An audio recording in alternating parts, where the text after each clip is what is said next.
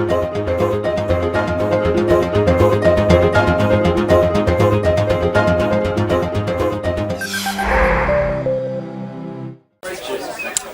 markets in Europe are trading slightly lower this morning, with the UK's FTSE 100 index currently off around about 10 points. DAX in Germany trading flat, while the Euro Stoxx 50 index is lower by just around about 2 points. In the FX space, we have a somewhat weaker US dollar, a stronger euro, and we also have a stronger yen. Going into the commodity space, gold is currently up around about $11, doing pretty well. Oil prices are doing okay as well. NYMEX and Brent futures are currently trading a little bit on the upside, and going into the core government bonds area, UK gilts and German bonds are falling out of favour with investors, currently both trading a touch lower as risk appetite continues to come through in some fashion, although limited. Good morning, I'm Ishaq Siddiqui, and welcome to your daily market bite. I'm going to give you guys a quick idea of what's going on in financial markets around the world today. So overnight in the US session, we had a third day of consecutive losses for US markets, and that was really on the back of this ongoing worries about valuations in the stock market, particularly when it comes to the tech sector, which many people, especially traders on Wall Street, seem to think that valuations are now extremely inflated for companies like Facebook, Twitter, LinkedIn, Amazon.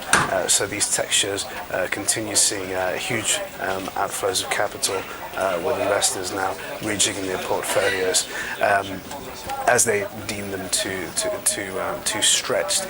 That spilled over into the European session yesterday, so we saw a lot of tech companies under pressure. However, this morning in Europe we are seeing a bit of respite for a number of tech companies, particularly ARM Holdings, which is currently one of the biggest risers on the FTSE 100 index. Nonetheless, back in the US last night, tech companies continued to fall. That was pretty worrying, and it did hit Asian markets too, but in Asia the real focus was on the Bank of Japan, which met to decide on monetary policies. Now, as expected, the BOJ held firm, continued to maintain the monetary policies, which is still somewhat of an aggressive bond buying program that they've launched since Shinzo Abe, the Prime Minister in Japan, took over, and that was really to kickstart the Japanese economy and defeat deflation. When it comes to Japan at the moment, the big concern is that they've recently introduced an increased sales tax rate, which in many ways is going to hurt corporates, discourage spending or consumption by the public, and in many ways, many people think that could also derail Japan's economic growth prospects.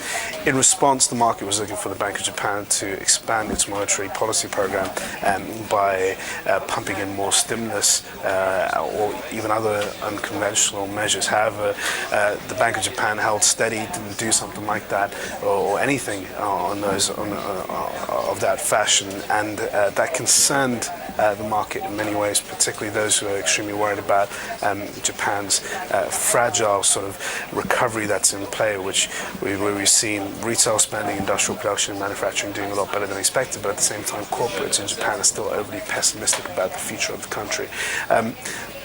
Now, Japanese, the Bank of Japan's Governor Kuruda, he sat down for a press conference and essentially gave the market a bit of a forward guidance, in the sense that he doesn't expect the Bank of Japan to stimulate the Japanese economy with further stimulus measures for now, in many ways showing that he's not really too concerned about the sort of damage that the sales tax rate, the increased sales tax rate, could do to the Japanese economy. The Bank of Japan kept a pretty upbeat assessment of the Japanese economy, and Kuruda himself reckons that we may see a bit of turbulence and a deterioration in the current quarter, but that doesn't mean that this is going to be a long-term effect on the Japanese economy. In fact, he sees a rebound from summer 2014 onwards. So his somewhat optimism kicked up Japanese markets and also Asian markets overnight in some ways, in a very mild fashion, but at the same time did offer some support.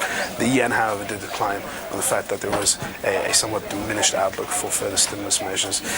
Going into European trading this morning, there's very little out on the economic agenda apart from UK manufacturing and industrial activity numbers. So look out for those. When it comes to Eurozone numbers, very thin on the ground.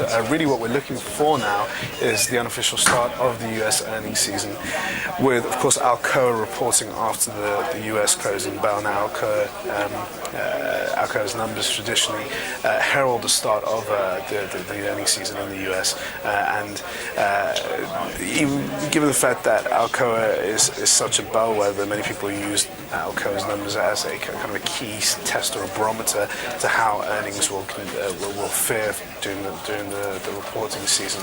We've got to remember that Alcoa was kicked out of the Dow Jones Industrial Average in September 2013, given its number of issues relating to its outlook and the fact that the business was incurring hefty losses. However, there's a lot of focus on Alcoa now, with management seeming to invest more money into the company and looking to turn it around. So look out for those numbers later on. We've got JP Morgan out this week, also Wells Fargo, and we also have a Bank of England meeting out on Thursday. So investors are all gearing up for that. Also, I should add that geopolitical tensions are on the rise, and that's worrying markets to some degree. It is keeping enthusiasm curbed at the moment. That is after news of further escalation in the Ukraine, with pro-Russian supporters and rebels, in the eyes of Ukrainians in the West, seized 3 government buildings, one in Donetsk, in which they've now declared independence. And those worries are now seeping into markets as this affair seems to be pretty protracted and long drawn, and many people now think that this will hurt relations between the West and Russia for a significantly long period. Anyway, that is all for your Daily Market Bite. Thank you for watching. Tune in for another one tomorrow.